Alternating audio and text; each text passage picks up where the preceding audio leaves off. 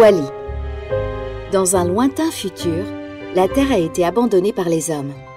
Plus personne ne vit sur cette planète désolée où la pollution était un fléau. Personne sauf Wall-E. Wall-E est un petit robot curieux aux grands yeux, spécialisé dans le ramassage des déchets. Il travaille depuis des centaines d'années. Mais comment fait-il pour passer ses journées seul?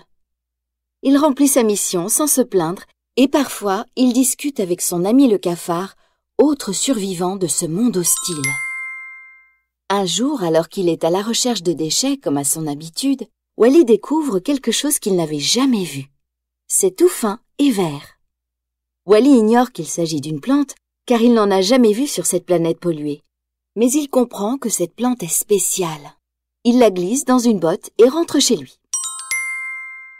Mais les surprises continuent. Ce soir-là, Wall-E entend un bruit assourdissant. Que se passe-t-il?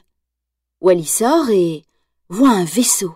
Une jolie créature robotique apparaît, mais elle ne ressemble absolument pas à Wall-E. Elle est blanche, élégante, et possède 2 ronds bleus dans son viseur. Elle sait même comment voler. Wall-E dépasse sa peur et sa timidité pour aller se présenter. Il ne lui a fallu que quelques minutes pour être sous le charme. Le petit robot blanc s'appelle Eve et Wall-E prononce son nom en allongeant toutes les lettres. Eve! Ils ne parlent pas la même langue, mais ils se comprennent parfaitement. Wall-E la fait rire, surtout lorsqu'il imite les danses qu'il a vues dans les vieux films laissés par les humains il y a des milliers d'années de cela. Eve se prend aussi d'amitié pour le cafard et fait preuve de beaucoup de curiosité pour le monde de Wall-E. Mais lorsqu'il lui montre fièrement sa plante, quelque chose d'étrange se produit. Eve scanne la plante. Elle semble presque hypnotisée. Puis un rayon tracteur s'empare de la plante et la place à l'intérieur d'elle. Soudain, Eve s'éteint. Eve! Wall-E fait tout ce qu'il peut pour la réveiller, mais il n'y parvient pas. Le robot compacteur de déchets décide de l'emmener avec elle en voyage autour de la planète, espérant qu'elle se réveille tôt ou tard. Les jours défilent et Eve ne se rallume pas. Soudain, le ciel gronde à nouveau. Le vaisseau qui a amené Eve est revenu la chercher. Une trappe s'ouvre et un bras mécanique l'attrape. Wall-E est désespéré de la voir entrer dans le vaisseau. Le moteur vrombit, mais Wall-E ne veut pas être séparé de son ami. Juste avant qu'il ne décolle, il s'accroche à la coque. Ils atterrissent dans un autre immense vaisseau, l'Axiom. Il est aussi grand qu'une ville. Wall-E pénètre dans l'énorme vaisseau et en suivant Eve, qui est transportée par un véhicule automatique, il découvre que les passagers de l'Axiom sont tous des humains. Il les regarde, curieux. Ils sont tous obèses car ils ne marchent jamais. Ils sont assis dans des fauteuils très confortables qui se déplacent en volant et ils se servent d'écran pour tout et n'importe quoi. Même pour parler, pour manger ou s'amuser. Les robots font tout le travail à leur place. Le capitaine du vaisseau, B. McCree, possède même un robot qui lui lave les dents.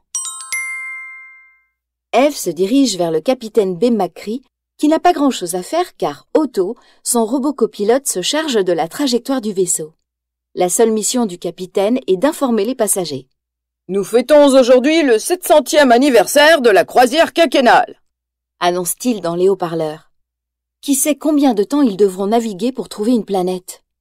Le capitaine réveille Eve pour la remercier de sa mission, tandis que Wall-E, caché derrière un évacuateur de déchets, observe la scène. La mission de Eve était de trouver une planète abritant une forme de vie, et la plante qu'elle a découverte sur Terre signifie que la vie est revenue. « On rentre !» s'écrie McCree fou de joie. Mais quelqu'un n'est pas si heureux que cela. Otto. Pendant 700 ans, on lui a ordonné de ne pas retourner sur cette planète où aucun être vivant ne pouvait survivre.